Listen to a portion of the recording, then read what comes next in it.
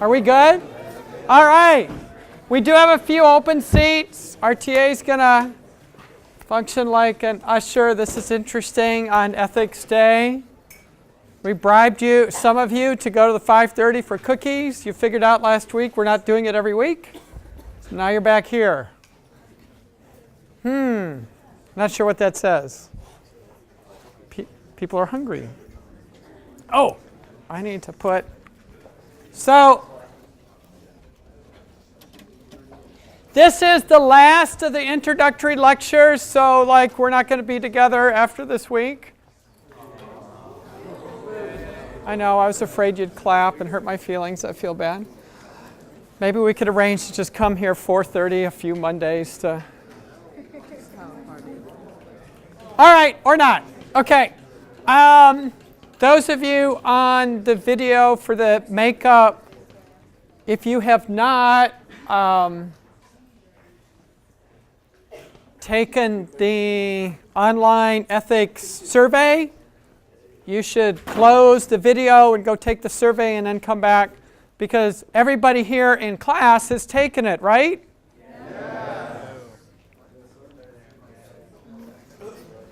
I heard lots of yeses and one no kind of close to me, but I'm not going to ask. Because you're supposed to do it. And so we're going to talk... shh, quiet.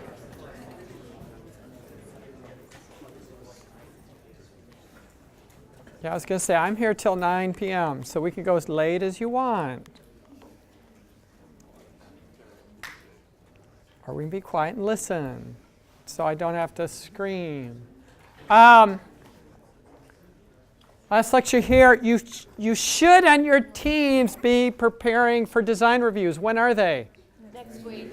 Next week, okay? The design reviews are a thing that are very important for a couple reasons. One, they are a check on the design process. We've gone to great lengths to have outside people take a look. A lot of our alums, we've got 40-some alums that are going to be beaming in online, which is really exciting. So they remember in their minds what EPICS projects used to be like, and it's kind of like, you know, things grow over time. But it's a way to get advice and input from other people about where you're at in the design. A good design review, you're showing what you've done so far. It's also a way to show your advisor and your TA, who are going to get together to grade, or your advisors, about what you've gotten done so far this semester. The design review is a time to share where you're actually at. So if you're like, oh, we don't have this finished yet, you're going to share your process.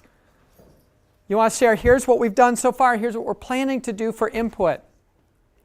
You're not graded on how few issues they find in the design to this point.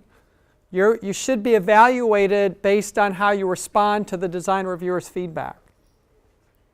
This is also a way that people who sponsor EPICS teams and provide the money for your team's budgets come in and have an opportunity to interact with you all and see how things are going. Okay? So one, it's a way to help us assess grading. It's a way for you all to get feedback on your design. And it's a way for people that want access to EPICS students to get that. Okay? They're an important piece. They will be... Design reviews are something that you will do in industry regularly. And one of the things, so you want to take them seriously. It is important. It's important on the design process because this is one of the checks we have, because we need to make sure that all the good things that you're doing are going to do good things after they're delivered. So if there's an issue in there, the design review is something that we use to check. If you're looking for other lecture credit things, there's a General Motors sponsored leadership series. Look for that on my EPICS. What we're going to do today is we're going to talk about ethics. We're going to have some group discussions, which will be fun in a room this size. Or some small group discussion, talk about ethical frameworks, and finish with some things on people first. All right, so if you took the quiz, which lots of you said, yeah, I did. Survey. This was one of the scenarios. So I'm going to give you a minute. I want you to think about, this is the one with a car, designing it. Shh, shh, shh, okay? I want you to just quietly read, refresh your memory. Remember what I said quietly? And I want you to think about the last question. Just look familiar? Okay? So I want you to think back to your answer is, and I really want you to think about yes or no.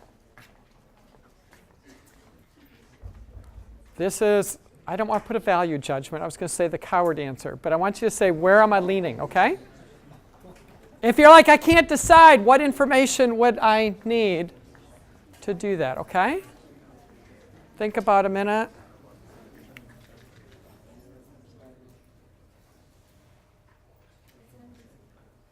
It's okay. All right, I know. It's kind of like they saved the front row in church. Okay? All right, do we have a decision? I want you to just turn around with people who are close to you. I want you to share not what your answer would be. I want you to quickly go around with the group what the answer would be, and I want a few of you to share why. Okay? All right.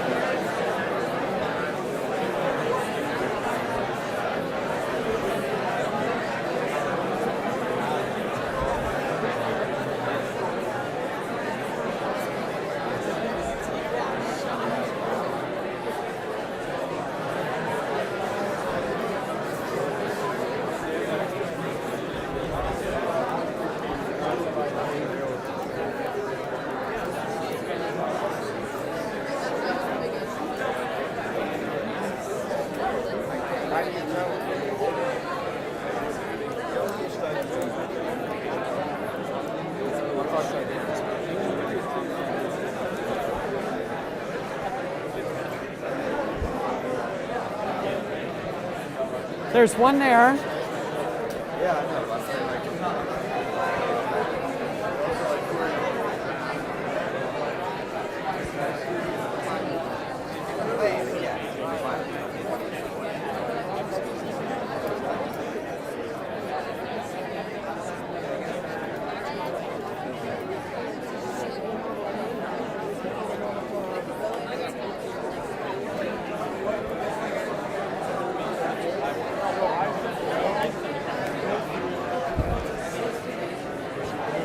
All right.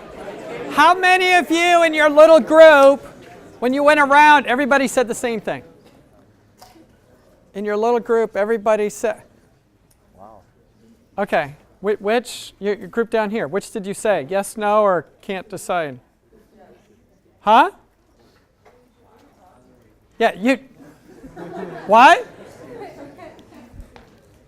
No, you said the group you were discussing with, you all said the same thing, right? Yeah. Which did you say? Yes. Yes? Okay. You had a hand. What was yours? Yeah. We actually all agreed with no. Okay. So why, I'm curious, your group, what were some of the reasons that you said yes?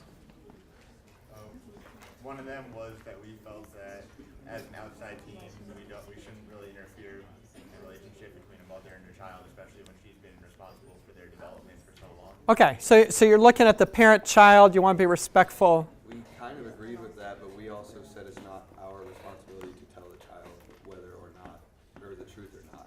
If the parent wants to tell them that, that should be the parent's responsibility. So it's the parent. So we determined we aren't going to lie to the child. If the parent wants to tell the child they're controlling it, the parent should do that. Okay. So you're saying, Should do that, whoever's right. so you said you wouldn't lie, but you would allow the parent to lie. Yeah. Okay. Anybody said no, they should tell? Did any group have, or somebody want to make a case on why we shouldn't lie and the child should have the truth? What? Yeah. I would say no, because if you lie to the child and the child gets to know that you're lying to him, you feel even worse about his condition.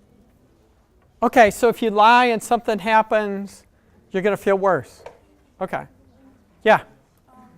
I've worked with autistic children, special needs children before. Uh-huh. And I know from experience that you really cannot lie to the child and then have them figure out something later because it will traumatize them. Okay, so you're looking at being honest and respectful for the child. Yes. Okay.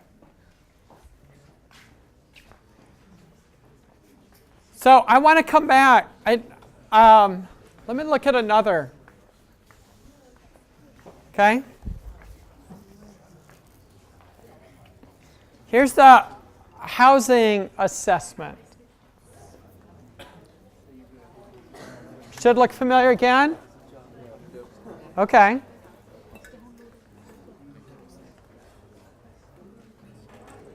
So same thing. Take a look at this. Think about how you're going to, and then I want you to share with the same group what you would do.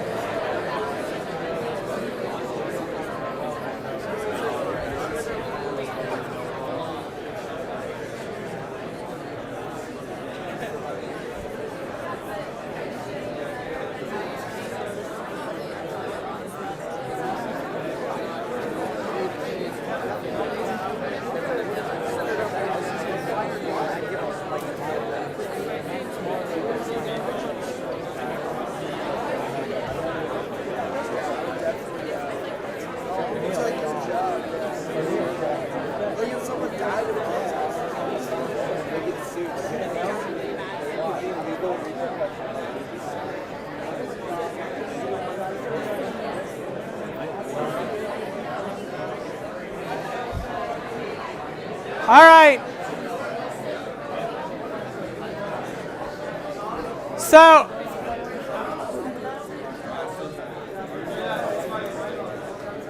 let me, yeah, I know, it works. We could do the kindergarten thing, clap once, clap two, but whatever.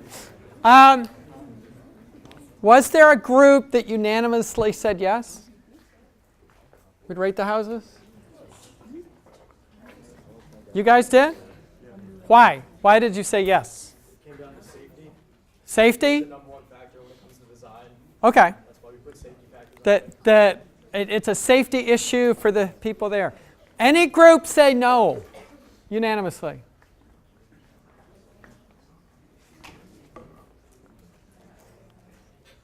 What's this? Kinda? Was there a group in here that all said no, you wouldn't? Yeah, Okay, why?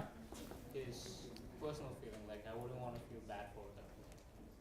I don't want them like bitching. So you wouldn't feel bad. So you don't want to feel responsible that if they ended up homeless, right? Okay.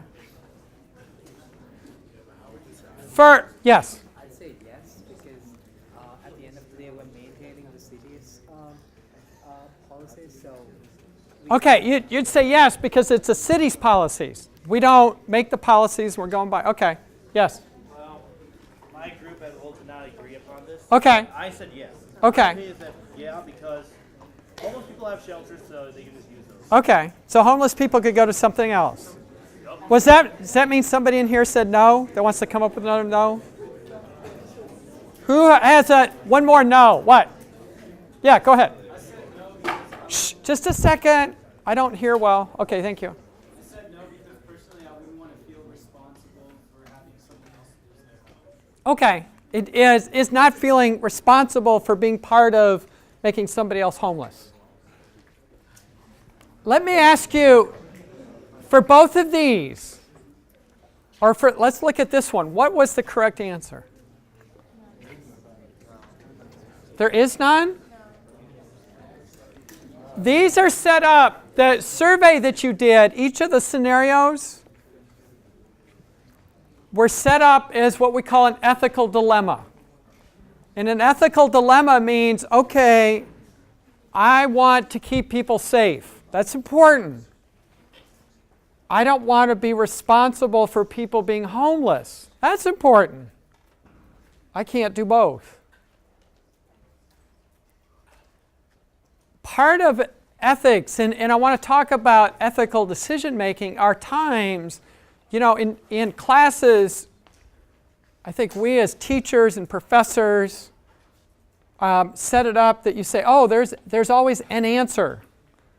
And if it's an odd number problem, it's in the back, right? And then you get out and have to make choices out in life and go, which is the right one?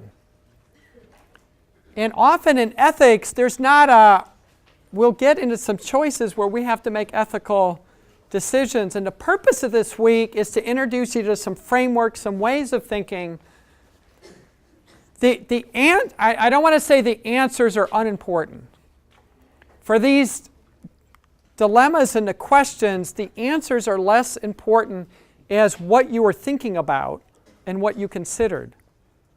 When you go out into the workforce, there may be times where the answer actually does make a difference.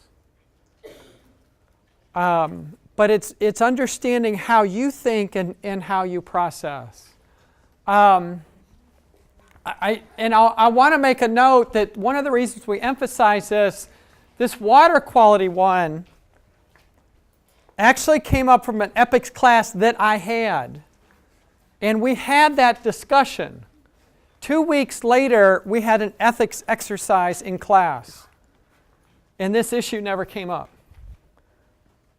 So part of this is saying, what was the ethics things? It's like, oh, do we report the stuff or do we not? So there are ethical dilemmas. And I want to say what I'm going to do in these slides is I understand that everybody in the room and everybody on video are not engineers. I'm going to use some examples, but I also know that the majority of our students are. So there are times I'm going to talk about ethics. It's really ethics and ethical decision making is not a thing that is in just certain disciplines and how we process these. But I use those over as an example. If we're an ethical designer, what does that mean?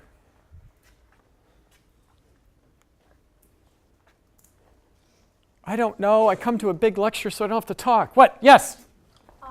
It means that as a designer, you have to follow your own moral code. Okay, we have to follow our own moral code. Does that work? That's a good, yes? You're taking into consideration the different factors and things and effects that you want to. Okay, I'm going to take into consideration the different factors and the effects that it has. Right? Yes? You don't force anybody to do something they're not comfortable with. Now, I can come up, and partly, and I'm going to make an observation here. Do you hear how even the three, thank you for volunteering, the three definitions are a little different? And you all couldn't see this because you're up front. But the nonverbals of people, they're like, oh yeah, I agree with that. Oh, I don't know if I agree with that one. You have your own ethical decision-making process, and it is a function, because a couple times we're going to talk, we have our own sets of values, morals. They're influenced by how we grew up, who we associated with. And part of that is being very comfortable with and starting to develop tools for you to make decisions that are right for you and the profession that you're going into. And so we'll talk. Now, one of the things when we talk about ethics and morals is morality are standards of conduct that we would think that everyone in society, everybody around would have. So when they talk about morals, this is something that that we think that everybody would have, or every rational person wants every other person to follow. Do people have different sense of morality? Yes. In a democracy, that makes for a vibrant discussion, right? Now, one of the things to think in society, in a democracy, who gets to decide what the rules are? The majority of people, right? And so one of the challenges is for us to say, okay, here's what the majority decides, but how do we give voice and protection to people who are not in the majority? Now, my statement actually is a reflection of my own values, my own morality, right? Because we do have people, it's like, wow, if we got 50% plus one, we can tell the other side exactly what to do. And you may see some of that at 9 p.m. tonight. I don't know. If you didn't get that, we're having a presidential debate. Don't get into that. I'm depressed about the whole thing. Anyway. Yeah, don't go there. But anyway, if you look at ethics, now here's one of the difference. When we talk about ethics, I didn't mean, sorry. And I put it on tape and we should, whatever. But in ethics, we refer to those special morally permissible standards or conducts that ideally every member of our profession wants from every other member to follow, even if that means having to do the same. So ethical codes are what is it that we want our group, our profession.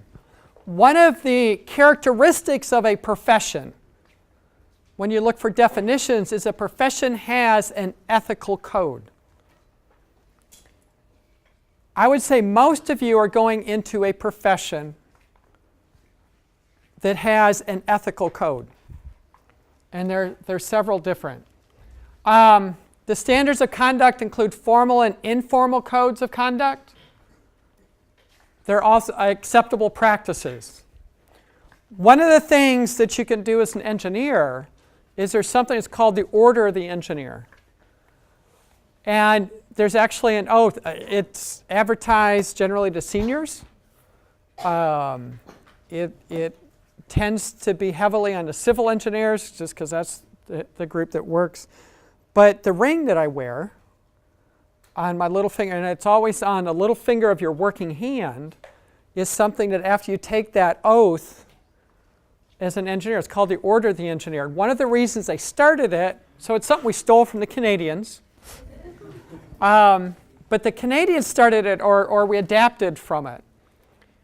And it was a result of an ethical issue in Quebec. They had a massive bridge failure that killed many people. And it was the result actually of materials that weren't to spec. So you had people that signed off on a bridge that when you really looked at it had a reasonable probability of killing people. And the Canadian rings are actually made of, they pass along to all the I was going to say states, but in Canada it'd be provinces, is samples of that bridge, the remnants of it, and they actually use parts of the steel. In the US, we're just common steel, unless you get your ring from the state of Minnesota. Do you remember a few years back in Minneapolis they had a bridge failure? They actually got some of that scrap metal and they forged the rings over for that. But part of it is to remember things that have gone wrong in the past and where ethical codes were violated for that. So there's things that we agree on how to work. So professional ethics, they're a body of philosophy that guides a person in their professional capacity. You ever watch, if you watch TV, the profession that seems to be having their ethics discussed the most are the lawyers and the crime drama stuff, as they say, oh, ethically we can't do this. In different professions that they have. Aspects of the codes, and they're different groups. So our EPICS team can have a code of conduct that you could set up rules over for the team. Professional societies have them. Most companies will have them. And it's interesting because different companies will have different things depending on their work environment. A lot of the companies will have ethical decision making if they're like government contractors to make sure that you don't do anything to mess up our contracts. Other companies will have things as far as their ethical codes will include things like environment, sustainability, value to people for different things. But a company can have their own code. And you can have this on your own team. And I said if you go, most professions have, well, I guess technically all professions, because to be a profession, you've got some kind of body and you've got a code of ethics. So it's in psychology, education, audiology, in engineering. We'll have those. Now, if I look at, so one of the challenges in engineering is the different engineering branches will have different codes of ethics. NSPE is the National Society of Professional Engineers. They've got a code of ethics, and this one is cited often because to be a professional engineer, you can be in any discipline. Now, the reality is if you look at it in civil engineering and in construction, they have more situations where you need to be licensed as a professional engineer.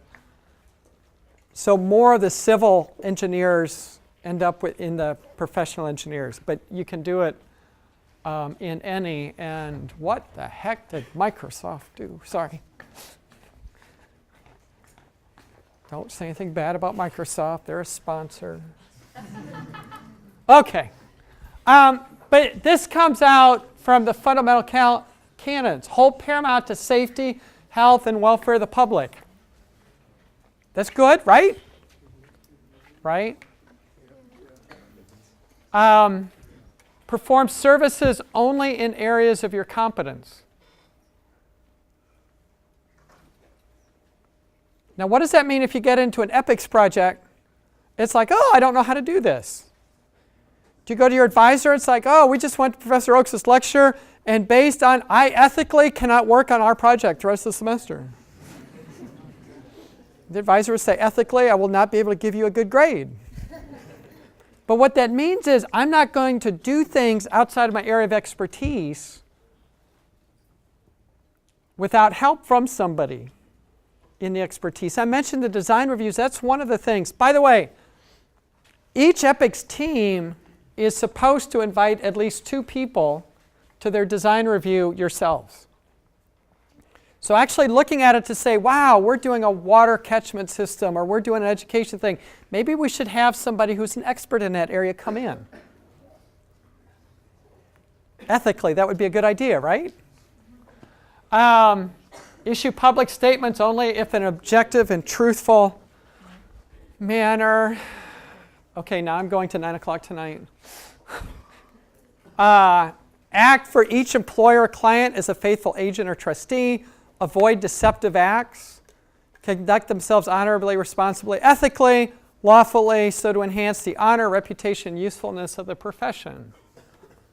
That seems easy, right? Oh, come on. Ah.